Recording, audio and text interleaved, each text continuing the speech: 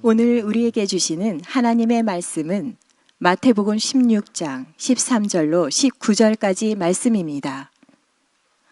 예수께서 빌립보 가이사랴 지방에 이르러 제자들에게 물어 이르시되 사람들이 인자를 누구라 하느냐? 이르되 더러는 침례 요한, 더러는 엘리야, 어떤 이는 에레미야나 선지자 중에 하나라 하나이다. 이르시되 너희는 나를 누구라 하느냐? 시몬 베드로가 대답하여 이르되 주는 그리스도시요 살아계신 하나님의 아들이시니이다. 예수께서 대답하여 이르시되 바요나 시몬아 내가 복이 있도다. 이를 내게 알게 하니는 혈육이 아니요 하늘에 계신 내 아버지시니라. 또 내가 내게 이르노니 너는 베드로라. 내가 이 반석 위에 내 교회를 세우리니 음부의 권세가 이기지 못하리라. 내가 천국 열쇠를 내게 주리니 내가 땅에서 무엇이든지 매면 하늘에서도 매일 것이요 내가 땅에서 무엇이든지 풀면 하늘에서도 풀리리라 하시고 아멘. 하나님의 말씀입니다. 오늘 성경 본문은 우리가 지난주에 보았던 말씀과 같습니다. 지난주는 베드로의 고백에 대한 말씀이었다면 오늘은 베드로의 고백 그 이후에 대한 말씀을 살펴보고자 합니다. 지난주에 말씀 어떤 내용이었습니까? 예수님께서 가이사랴 빌립보 지역에 가셔서 제자들에게 두 가지 질문을 했던 걸 다 기억하고 있을 것입니다.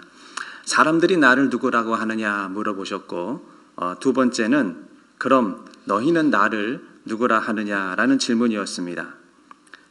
이 질문은 우리 기독교 신앙에 있어서 아주 중요한 질문이고 그리고 우리 신앙의 가장 중심이 되는 질문이다라고 말씀을 드렸습니다. 자, 베드로가 예수님의 이 질문에 두 가지로 대답을 했습니다. 그런데 우리도 베드로가 대답한 그 대답의 의미 그리고 어떤 내용으로 대답을 했는지 이걸 정확히 알고 고백을 해야 그 의미가 우리에게 적용이 되는 것이지 내용을 모르고 그냥 믿습니다 라고 하는 것은 위험한 것입니다. 자, 그렇다면 오늘은 베드로의 대답 이후에 베드로의 고백이 어떤 결과를 가지고 왔는지에 대해서 한번 살펴보고자 원합니다. 왜냐하면 베드로의 고백 이후에 일어났던 일들이 지금까지도 우리에게 영향을 주고 있기 때문입니다. 그래서 조금 더 자세하게 베드로의 고백 이후에 예수님께서 뭐라고 말씀을 하셨는지 우리는 살펴봐야 할 필요성이 있습니다. 마태복음 16장 17절 말씀을 보시면 예수께서 대답하여 이르시되 바요나 시몬아 내가 복이 있도다. 이를 내게 알게 하니는 혈육이 아니요 하늘에 계신 내 아버지시니라. 이렇게 말씀을 했습니다. 여기서 이 뒷부분 이를 내게 알게 하니는 혈육이 아니요 하늘에 계신 내 아버지시다. 이 부분에 대해서는 제가 지난주에 말씀을 드렸어요. 사람이 예수님을 믿는다는 것은 내가 신앙을 갖게 된다는 것은 사람의 힘으로 되는 것이 아니고 성령의 도우심으로만이 될 수가 있다. 그래서 우리는 전적으로 성령님을 의지하고 예수님께 기도해야 한다라고 말씀을 드렸습니다. 그리고 예수님께서 베드로의 고백을 들으시고 마음이 너무 기쁘셔가지고 이렇게 말씀을 하셨어요. 바요나 시몬아 내가 복이 있도다. 자, 여기서 말하는 이 복이라고 하는 것이 무엇을 말하는 것입니까? 베드로의 고백이 있고 난 뒤에 예수님께서 복이 있도다 이렇게 말씀을 하셨거든요. 베드로의 고백 이후에 두 가지의 복이 베드로에게 주어졌다라는 것입니다. 자, 먼저 예수님께서 베드로를 이렇게 불렀습니다. 바요나 시몬아 이렇게 불렀어요. 여러분, 예수님이 베드로를 부를 때 바요나 시몬아 왜 이렇게 불렀는지 한번 생각해 보셨습니까? 이 바요나가 무슨 뜻입니까? 바요나. 이 바라고 하는 것이 아들이라는 뜻이거든요. 누구누구의 아들. 그러니까 바요나라고 하는 것은 요나의 아들 시모나 이렇게 부른 겁니다. 이거와 비슷한 곳이 성경에 또 한 군데 나오죠. 마가복음 10장에 보면 눈먼 소경이 나옵니다. 여러분, 눈먼 소경의 이름이 바디메오가 아닌 거 아시죠? 성경에서 소경의 이름이 나와 있지 않아요. 바디메오, 누구누구의 아들, 디메오의 아들 소경이라고 말하는 것입니다. 자, 그렇다면 마태복음에 의하면 베드로의 아버지의 이름이 누굽니까? 바요나 시모나 이렇게 불렀으니까 베드로의 아버지의 이름이 뭐예요? 요나라는 것입니다. 그런데 요한복음 15장에 보시면 예수님께서 바닷가에서 모닥불을 피워놓고 생선을 구우시면서 베드로를 어떻게 부르는지 아십니까? 요한의 아들 시모나, 내가 나를 정말 사랑하느냐 이렇게 말했습니다. 이상하죠? 마태복음에서는 베드로의 아버지가 분명히 요나라고 나왔습니다. 근데 요한복음에서는 베드로의 아버지가 요한이다 이렇게 나와 있습니다. 어느 게 맞는 겁니까? 마태복음이 맞는 겁니까? 요한복음이 맞는 것입니까? 혹 어떤 사람들은 이 성경에 오류가 있다, 잘못 기록한 것이다 라고 말하지만 그건 성경을 잘 몰라서 그러는 것입니다. 왜냐하면 이 요나라고 하는 것이 헬라어 발음, 음역에서는 사실 요나가 요하난 이렇게 읽는답니다. 이 발음으로 요하난. 그런데 요한복음에서는 이 요하난을 요한이라고 적어놓은 것이죠.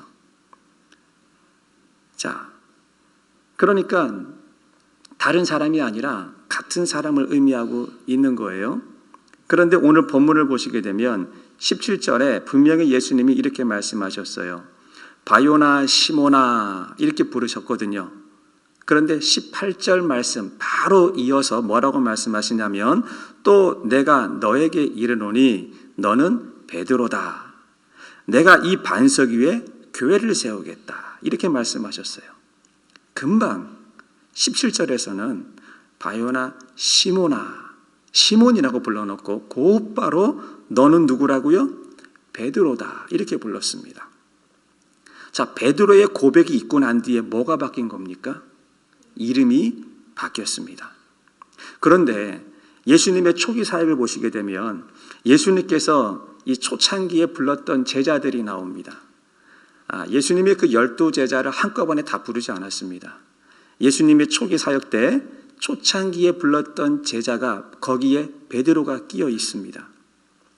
요한복음 1장 41절에서 42절을 보시게 되면 그가 먼저 자기 형제 시몬을 찾아와서 말하되 그럽니다. 여기서 말하는 그라고 하는 것은 베드로의 형제 안드레를 말하는 겁니다. 안드레가 먼저 예수님을 만났어요. 그리고 자기 형제를 찾아가서 불러오는 겁니다. 안드레가 먼저 자기 형제 누구라고 말합니까? 베드로라고 말하지 않아요. 자기 형제 시몬을 찾아와서 말하되 우리가 메시아를 만났다. 메시아는 번역하면 그리스도라.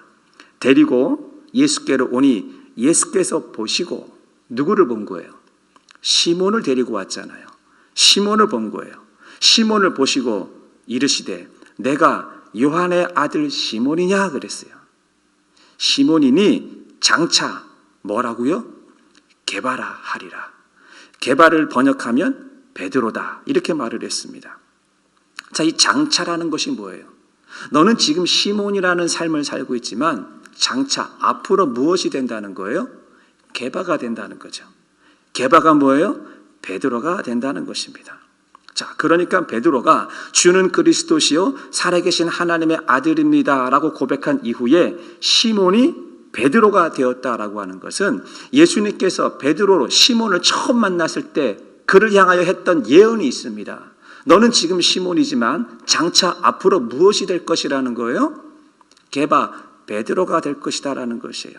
그래서 지금 이 본문에서 예수님께서 바요나 시모나라고 부르시고 너는 베드로라라고 말씀하신 것은 예수님께서 하신 그 예언이 이루어진 것을 말하고 있는 것입니다. 자, 조금 더 깊이 생각해 보면 바요나 시모나 아버지의 이름을 댔습니다. 사람의 아들이었다는 것이죠. 사람의 아들이었는데 이제 하나님의 자녀가 되었다라는 의미인 것입니다. 자, 그렇다면 이 시몬이라고 하는 이름이 베드로로 바뀌었는데 베드로가 무슨 뜻입니까? 원래 시몬이라고 하는 것은 갈대라고 하는 의미를 가지고 있습니다. 여러분 갈대 아시죠? 흔들리는, 이렇게 흔들흔들. 우리 인생이 갈대 같지 않습니까?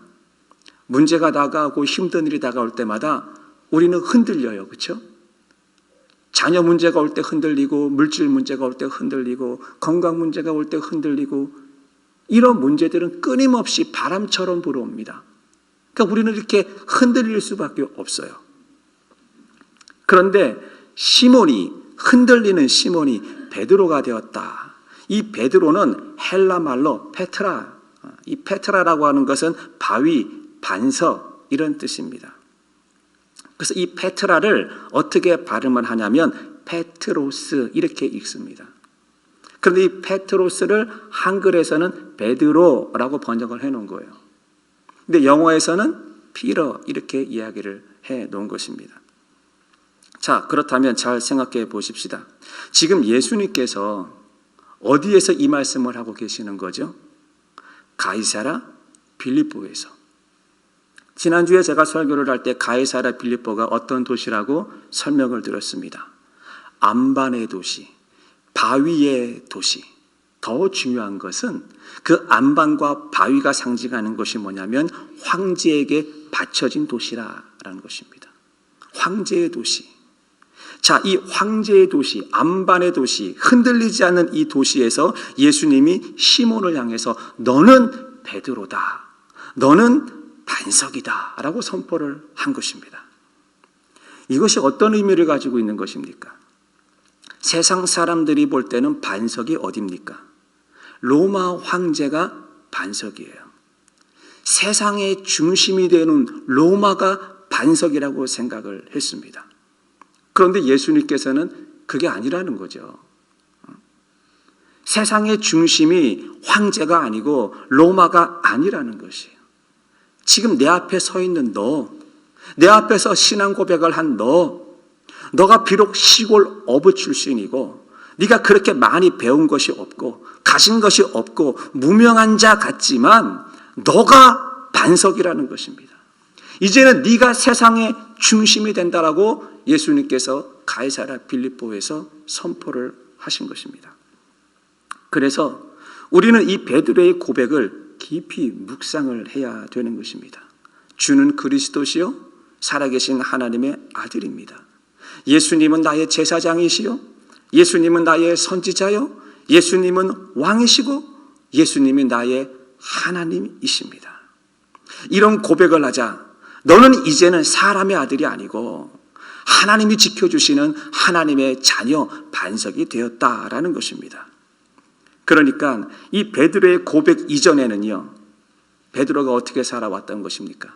내 힘대로, 내 뜻대로 살아온 인생이었습니다. 그런데 이 고백이 있고 난 뒤에 너는 베드로다, 너는 반석이다 라고 말씀하셨다는 것은 너는 나의 자녀고 내가 책임져 줄게 라고 말씀하시는 것입니다. 믿으십니까? 이것이 베드로가 받았던 복인 것입니다. 그래서 예수님께서는 베드로를 처음에 이렇게 불렀습니다. 바요나 시몬아, 내가 복이 있도다. 바로 이 복이 저와 여러분들에게도 똑같이 주어졌다는 것을 기억하시기 바랍니다. 우리가 예수 그리스도를 구주로 믿고 고백하는 사람들은 하나님의 자녀가 되었고 하나님께서 우리를 지켜주신다는 것이에요. 그래서 예수님께서 이름을 바꿔주시면서 이렇게 말씀하셨어요. 마태복음 16장 18절에 또 내가 내게 이르노니 너는 베드로라. 내가 이 반석 위에 내 교회를 세우리니 음부의 권세가 이기지 못하리라 그랬습니다. 여러분 단단한 반석이 되면 무엇이 이기지 못한답니까? 음부의 권세가 우리를 이기지 못한다는 거예요. 우리가 베드로의 고백에 신앙 고백에 우뚝 서 있게 되면은 든든하게 서 있게 되면은 어떠한 권세가 불어와도 어떠한 문제가 다가와도 우리를 절대로 이길 수가 없다라는 것입니다. 믿으십니까? 제가 한 가지 예를 들겠습니다. 우리 예배부에서 참 감사하게도 항상 제가 설교할 때 이 위에다가 티슈를 하나씩 갖다 놔요. 여기 이렇게 티슈가 한 장이 있습니다. 여러분, 이게 얼마나 연약한 종인지 아십니까? 아무 힘이 없어요. 그냥 조금만 힘을 주면 어떻게 돼요? 찢어져요. 그냥 이렇게 잡고 이렇게 살짝 누르면 금방 구멍이 나고 뻥 뚫리는 종이와도 같습니다. 그런데 이 뒤에다가 무엇인가 단단한 것을 댔다고 한번 생각을 해 보십시다. 얘는 아무 힘도 없는 종인데 이 뒤에 무엇인가 단단한 것. 여기 제가 죄송한데 항상 우리 음향을 조종하는 이 아이패드가 있는데요. 아이패드 이렇게 갖다 놓고 종이를 찌르게 되면 뚫리지가 않습니다. 왜요? 뒤에 단단한 게 있기 때문에 그런 거예요. 음부의 권세가 너를 이기지 못하리라. 왜요? 뒤에 뭐가 있기 때문에? 단단한 반석이 있기 때문에 그런 거예요. 그 단단한 반석이 무엇이냐? 예수 그리스도. 예수님은 나의 제사장이요. 예수님은 나의 선지자요. 예수님은 내 삶을 지배하는 왕이십니다. 이 고백이 예수 아닙니까? 나는 연약한 존재지만 내가 이런 고백을 하게 되면 내 뒤에 단단한 반석이 딱 달라붙는다라는 것입니다. 그러면 뭐라도 뚫을 수가 없는 것이죠. 우리가 말씀 듣기 전에 다 같이 불렀던 찬양이 있습니다. 제가 한번 가사를 불러드릴게 들어보시기 바랍니다. 금방 불렀던 건데요. 나는 아무것도 아닙니다. 주님의 사랑이 없으면. 나는 아무것도 모릅니다. 주님의 지혜가 없으면. 나는 아무것도 못합니다. 주님의 능력이 없으면. 나는 한순간도 못 삽니다. 주님의 생명이 없으면. 여러분, 이것이 베드로의 고백 아닐까요? 나는 아무것도 아니고, 나는 아무것도 모르고, 나는 아무것도 못하고, 나는 살 수 없는 그런 존재예요. 근데 마지막 후렴에 이런 구절이 있습니다. 나는 오직 한 분만 바랍니다. 나의 아버지, 나의 구원, 나의 주. 나의 아버지, 나의 구원, 나의 주. 이게 베드로의 고백인 것입니다. 이 찬양을 부를 줄 알고 우리가 이 고백을 할 수 있다면 우리가 누굽니까? 우리가 베드로가 된다라는 것이죠. 그래서 내가 이 반석 위에 교회를 세우겠다라고 하는 말씀은 사람이 아니라 바로 이 고백을 한 그 사람 위에, 다시 말하면 신앙 고백 위에 내가 교회를 세우겠다라는 것입니다. 그러므로 베드로의 고백 이후에 주어진 복은 내가 너의 반석이 되어줄게, 내가 너를 지켜줄게 라는 것입니다. 이것이 진짜 복이다라는 것입니다. 요즘같이 모든 것이 불안한 시대에 예수님께서 흔들리지 않는 반석이 되어주신다라고 말씀하셨습니다. 그 예수님의 반석 위에 여러분들도 평안과 안정을 누리고 사시기를 주님의 이름으로 축원을 드립니다. 우리 한번 따라해 보실까요? 예수님은 나의 반석입니다. 다시 한번요. 예수님은 내 삶의 주인이십니다. 아멘. 여러분, 그 입술의 고백대로 되시기를 주의 이름으로 축원합니다. 자, 그리고 두 번째, 예수님께서 베드로에게 주신 복이 있는데 베드로가 어떤 복을 받았느냐? 천국 열쇠의 복을 받았습니다. 천국 열쇠의 복. 마태복음 16장 19절을 보시게 되면 내가 천국 열쇠를 너에게 주리니 내가 땅에서 무엇이든지 매면 하늘에서도 매일 것이요 내가 땅에서 무엇이든지 풀면 하늘에서도 풀리리라 그랬습니다. 여러분, 이 말씀 너무나 우리가 많이 들어서 잘 알고 있는 말씀이에요. 그런데요, 이 마태복음 16장 19절 요 한 구절만 똑 잘라서 요것만 이렇게 들여다본다면 우리는 오해의 소지가 부단히 많다라는 것입니다. 천국 열쇠를 준다 그랬는데 마치 이 천국 열쇠를 우리는 만능 키 정도로 생각을 할 수 있다라는 거예요. 제가 중학교 시절에 학교 그 같은 반에 있는 친구 한 명이 어느 날 갑자기 만능 키를 가지고 온 거예요. 학교에. 그리고 막 자랑을 하는 거예요. 이거는 만능 키다. 저는 그 만능 키라는 걸 처음 봤어요. 그래서 그게 뭐냐고 물어보니까 모든 열쇠는 다 열린다는 거예요. 아니 보통 열쇠는 자물쇠 하나만 열리는 게 그게 정상이잖아요. 근데 얘가 어디서 구했는지 이 톱니 같은 걸 갈아가지고 이 만든 키를 가지고 왔는데 이걸 막 자랑하는 거예요. 이거는 다 열려. 이거는 다 열린다니까. 그러니까 궁금해가지고 제가 한번 해보라 그랬어요. 근데 저희 그 교실 안에 사물함들이 그 뒤에 이렇게 쫙 있잖아요. 그 사물함에 이렇게 열쇠들이 이렇게 이제 있으니까 정말 열리는지 안 열리는지 열어보라고. 그랬더니 얘가 이 맞는 키를 가지고 열쇠를 하나 딱 잡더니 눌러서 살살살살살 돌리니까 이게 열리는 거예요. 너무 놀라가지고 다른 거 열어보라고. 그때 또 이제 옆에 사물함에 열쇠를 잡고 또 찔러서 살살살살 돌리니까 어떻게 돼요? 또 열리는 거예요. 야, 세상에 맞는 키라는 게 있구나. 이거 도둑놈이 이걸 가지면 어떻게 될까?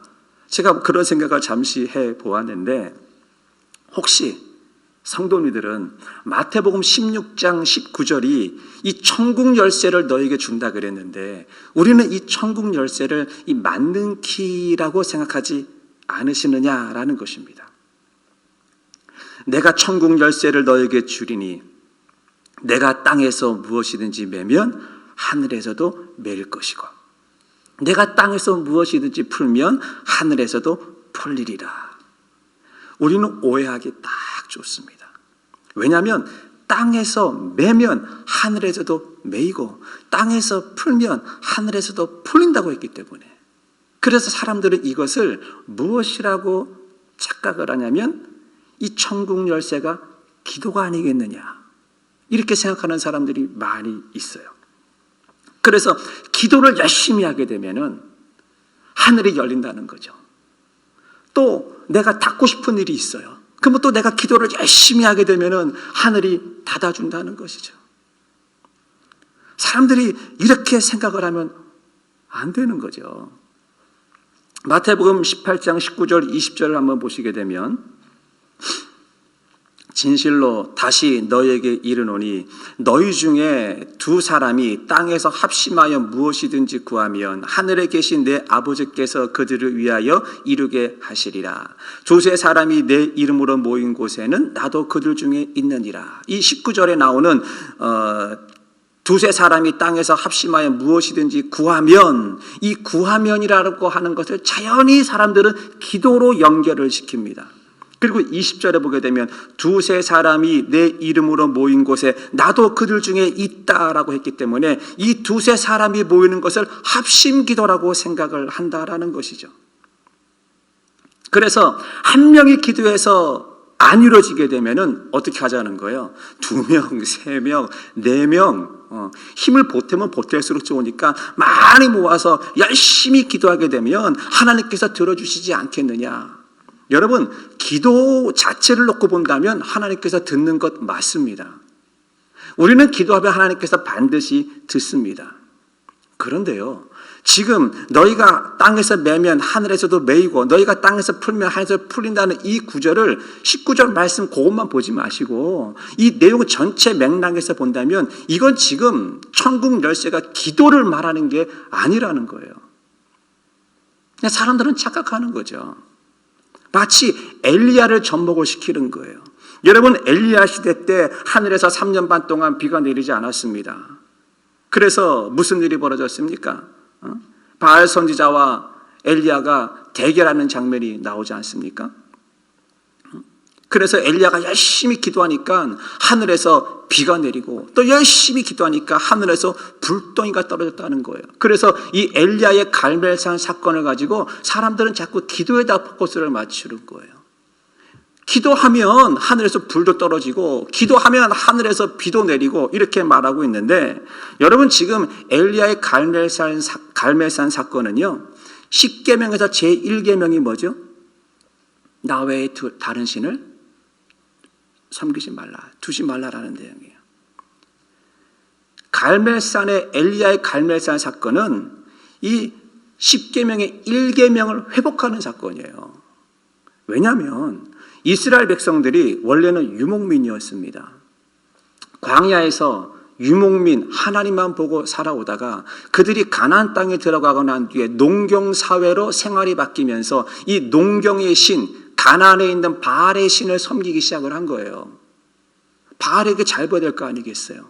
그래서 하나님을 버릴 수도 없고, 가나안에 살기 때문에, 우리가 농사를 짓기 때문에 이 농경의 신을 모른다 할 수도 없고, 어느 순간부터 이스라엘 백성들이 하나님도 섬기면서 은근슬쩍 바알도 섬기게 된 것이죠. 이 혼합 종교 안에 갇혀있는 사람들이었어요. 그래서 엘리야가 뭐라고 얘기하냐면, 누가 참신인지, 누가 진짜 하나님인지 우리 겨루어보자. 포커스가 거기에 있는 거예요. 누가 진짜 하나님이냐, 여기에 포커스가 있는 거죠. 그러니까 10계명의 제1계명, 나 외에 다른 신을 두지 마라. 이스라엘 백성들이 지금 다른 신을 섬기고 있으니까 누가 참신이냐, 이게 갈멜산 사건이라는 거예요. 그런데 사람들은 그것을 어떻게 해석합니까? 딱 그 사건만 바라보고 난 뒤에 기도하면 하늘에서 불도 내리고, 기도하면 하늘에서 비도 내린다, 이렇게 해석하면 안 되는 거죠. 자, 그러면 다시 본문으로 돌아와서 내가 너에게 천국 열쇠를 주리니 그랬습니다. 그러면 이걸 하나씩 한번 살펴보자는 것입니다. 내가 너에게 천국 열쇠를 준다 그랬어요. 그러면 천국이 무엇입니까? 천국이 의미하는 것이 무엇입니까? 사람들은 이 천국을 heaven 이렇게 생각해요. 아, 하늘나라, 천국. 여러분, 천국은, 여기서 말하는 이 천국이라고 하는 것은 철치입니다. 교회라는 것이에요. 교회. 예수님께서 내가 너에게 천국 열쇠를 주리니 바로 앞에 뭐라고 말씀하시냐면, 내가 교회를 세우리니, 지금 교회에 대한 이야기를 하고 있는 거예요. 그러니까 천국 열쇠를 주시겠다라고 하는 이 천국은 우리는 교회라고 생각을 해야 되는 거죠. 그러면 열쇠는 무엇입니까? 열쇠는 열고 닫는 권한이 있는 게 열쇠 아니겠어요? 저는 우리 교회에 들어오는 그 정문 키가 있잖아요. 우리 교회에 들어오는 정문 열쇠. 이 열쇠를 우리 성도분들에게 다 드리지는 않습니다. 몇몇 분들에게 제가 열쇠를 드렸습니다. 그분들만이 교회 문을 열고 들어올 수 있는 거죠. 혹시 저보다 교회 일찍 오시게 되면 교회 문을 열어놓고 또 성도님들을 맞이할 수 있도록 제가 몇몇 분들에게 권한을 드린 거예요. 자, 그러면 천국 열쇠를 주리니, 준다 그랬어요. 근데 이 준다라고 하는 이야기는 그 앞에 천국 열쇠를 준다, 이 준다는 말을 앞쪽으로 해석하면 안 되고, 이 주리니 하고 뒤에 따라오는 내용을 봐야 됩니다. 주리니 하고 그 뒤에 뭐라고 말씀하셨냐면, 내가 땅에서 무엇이든지 매면 하늘에서도 매일 것이고, 내가 땅에서 무엇이든지 풀면 하늘에서도 풀린다 그랬어요. 자, 여기서 중요한 거는 맺고 푸는 거죠. 줘서 뭐 한다는 거예요? 맺고 푼다라는 거예요. 자, 그러면 이 맺고 푼다라는 것을 지금 현대를 살아가고 있는 우리의 개념으로 생각하지 말고, 이 당시 유대 랍비들, 이 유대인들이 사용하는 언어의 표현과 그들의 사고방식으로 맺는다, 푼다라고 하는 것이 무엇인지 한번 보자라는 것입니다. 자, 유대 랍비들은 이 멘다라고 하는 것은 금지한다라는 뜻이에요. 그럼 푼다라고 하는 것은 허락한다라는 뜻인 것이죠. 그러면 맺고 푼다라는 것은 무엇이에요? 이 맺고 푼다라는 것은 이 교육적인 언어에 쓰이는 거예요. 가르칠 때 쓰이는 말이에요. 그러니까 맺고 푼다라고 하는 것은 올바른 가르침을 의미하고 있다라는 것입니다. 자, 다시 말하면 잘못된 가르침은 교회의 문을 닫게 만들 수도 있고, 올바른 가르침으로 교회가 든든히 세워져 간다라는 것입니다. 그래서 정확한 복음의 선포는 많은 사람들을 주께로 돌아오게 하는 일이 벌어지고, 복음의 의미를 모르고 복음을 등한히 여기고 복음을 가볍게 여기게 되면 많은 사람이 실족하게 되고 방향을 잘못 잡게 된다라는 것입니다. 자, 그렇다면 정확한 복음이 무엇입니까? 이 정확한 복음이 주는 그리스도시요 살아계신 하나님의 아들이라는 것입니다. 그러므로 사랑하는 성도 여러분, 이 천국 열쇠라고 하는 것은 기도로서 하늘을 움직이는 것을 말하는 게 아니에요. 그리고 기도로서 내가 땅을 묶거나 풀어서 하늘을 내가 조종하겠다, 하늘에 어떤 영향력을 주겠다라고 말하는 것이 아닙니다. 그럼 천국 열쇠는 뭐냐? 천국 열쇠는 하나님의 말씀을 올바로 전하는 거예요. 우리가 하나님의 말씀을 바로 알게 되면 그것을 통해서 믿는 자가 돌아오고 교회가 세워지게 되고, 우리가 하나님의 말씀을 바로 알지 못하면 실족하는 영혼이 생기게 되고 잘못된 방향으로 흘러갈 수가 있다는 것입니다.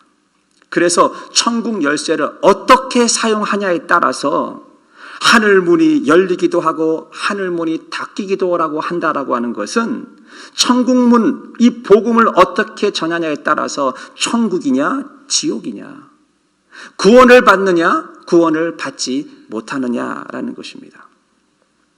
결론적으로 사랑하는 성도 여러분, 베드로가 주는 그리스도시요 살아계신 하나님의 아들이라고 고백을 했는데 그 이후에 두 가지 복이 주어졌습니다. 베드로의 고백도 중요하지만 베드로의 고백 이후가 더 중요합니다. 우리에게 지금도 영향을 주고 있기 때문에. 그 첫 번째가 무엇입니까? 너가 반석이 된다라는 것입니다. 예전에는 흔들리는 갈대처럼 내 힘으로 살아왔던 인생이 이제는 반석 위에서 흔들리지 않고 안정된 삶을 살아간다는 것입니다. 바로 그 반석이 누굽니까? 예수 그리스도이시며, 내 삶이 반석 위에 있기 때문에 음부의 권세가 우리를 이기지 못한다라고 말씀을 하셨습니다. 그러므로 우리는 반석 되시는 예수 그리스도를 믿고 강하고 담대하게 살아야 되는 것이고, 두 번째, 우리는 천국 열쇠를 받은 자라는 것입니다. 베드로만 천국 열쇠를 받은 것이 아니라 우리도 천국 열쇠를 이미 받은 자라는 것입니다. 자, 그 천국 열쇠가 무엇입니까? 하나님의 말씀이죠. 하나님의 말씀이 생명인 것이죠. 생명이 어찌 되느냐에 따라서 천국이냐 지옥이냐 갈린 길에 서는 것입니다. 바로 이것이 천국 열쇠라는 것입니다. 그래서 우리는 이 천국 열쇠를 잘 유지하고 잃어버리지 않고 지키기 위해서 우리는 어떻게 해야 되냐면, 이 천국 열쇠가 복음이라 그랬기 때문에 우리는 성경을 가까이 해야 됩니다. 복음이 성경입니다.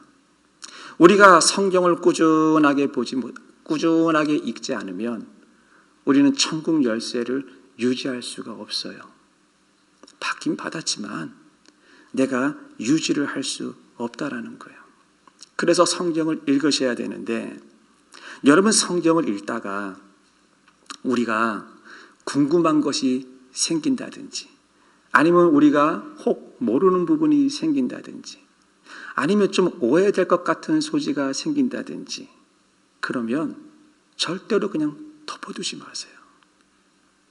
덮어두게 되면 거기서 멈춰버려요. 그럼 어떻게 하느냐? 사역자들에게 물어보세요. 아니면 성도님들에게, 우리 같이 신앙생활 하는 분들에게 물어보세요. 그게 왜 창피한 겁니까? 그게 왜 잘못된 겁니까? 물어봐야죠. 우리가 성경을 읽다가 모르는 게 생겼는데 덮어놓은 사람하고, 성경을 읽다가 모르는 게 생겼을 때 내가 무엇인가 물어봤다라고 한다면 어떤 영향력이 펼쳐질까 생각해 보셨어요? 성도와 성도끼리 만나서 성경을 가지고 모르는 부분을 물어봤을 때 거기에 생명이 왔다 갔다 하는 거예요. 기분이 너무 좋아요. 근데 성도와 성도가 만났는데 요번에 대통령 선거가 트럼프가 안 됐다면서? 바이든이 됐다면서? 요번에 코로나가 12만 명까지 하루에 올라간다면서? 그리고 헤어진 거 하고 우리가 성경을 가지고 이야기를 나누고 헤어진 거 하고 자, 우리에게 무엇이 주어졌습니까? 하나님의 복음, 하나님의 말씀, 천국 열쇠가 주어졌다라는 것입니다. 천국 열쇠 우리 자꾸 사용해야죠. 옆구리 계속 차고만 다니실 겁니까? 열쇠가 주어졌으면 자꾸 사용해야죠. 그래서 우리는 이 열쇠를 잃어버리지 않기 위해서는 이 복음이 하나님의 말씀이니까 설교를 듣는 것도 좋지만 설교도 들으시고 더 좋은 건 하나님의 말씀을 읽으시라는 거예요. 하나님의 말씀을 읽고 나누시라는 거예요. 모르면 그것도 나누고 그것이 천국 열쇠를 우리가 많이 활용하는 것입니다. 아멘. 우리의 삶에서 우리가 이미 받은 천국 열쇠를 많이 사용하시고 많이 쓰시고 살아가시는 저와 여러분이 되기를 주님의 이름으로 축원을 드리겠습니다. 문들아 열릴지어다 모든 세대여 일어나라 주 예수께